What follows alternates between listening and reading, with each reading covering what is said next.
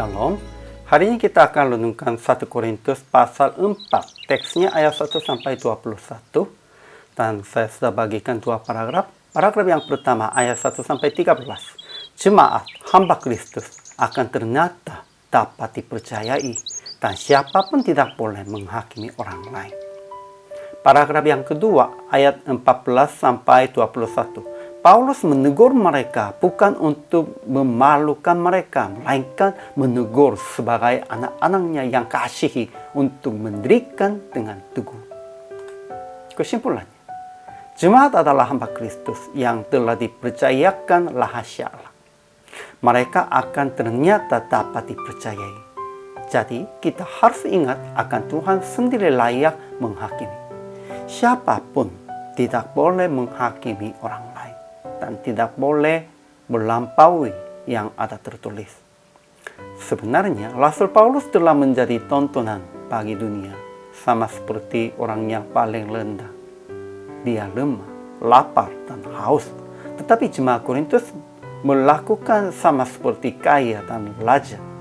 Paulus menegur tentang itu, tetapi bukan untuk memalukan mereka, melainkan menegur sebagai anak-anaknya yang kasihi untuk mendirikan dengan teguh. Jadi Paulus mengutus Timotius kepada jemaat Korintus dan berkata kepada mereka, turutilah teladanku. Ini sama seperti seorang ayah melihatkan teladan bagi anaknya. Juga dia berkata akan segera datang kepada mereka supaya dia tahu tentang kekuatan mereka. Ajaran tentang Allah. Pertama, Tuhan sendiri layak menghakimi kita. Kedua, menurut Paulus, Allah memberikan kepada para rasul tempat yang paling rendah, sama seperti orang-orang yang telah dijatuhi hukuman mati, supaya menjadi teladan bagi orang percaya. Ya, semua hamba Tuhan, semua rasul harus menerimanya tentang situasi ini. Kalau sudah merendahkan diri di dunia ini, di dalam kerajaan Allah pasti kita akan dapat bagian yang terhormat. Ketiga, kerajaan Allah bukan terdiri dari perkataan, tetapi dari kuasa. Dan kuasa itu harus dilihatkan melalui perbuatan. Ajaran tentang manusianya. Pertama, jemaat adalah hamba Kristus yang telah dipercayakan rahasia Allah. Mereka akan ternyata dapat dipercayai. Kedua, siapapun tidak boleh menghakimi orang lain dan tidak boleh melampaui yang ada tertulis. Ketiga, Rasul Paulus telah menjadi tontonan bagi dunia, sama seperti orang yang paling rendah. Dia lemah, lapar, dan haus. Tetapi jemaat Korintus melakukan sama seperti kaya dan raja.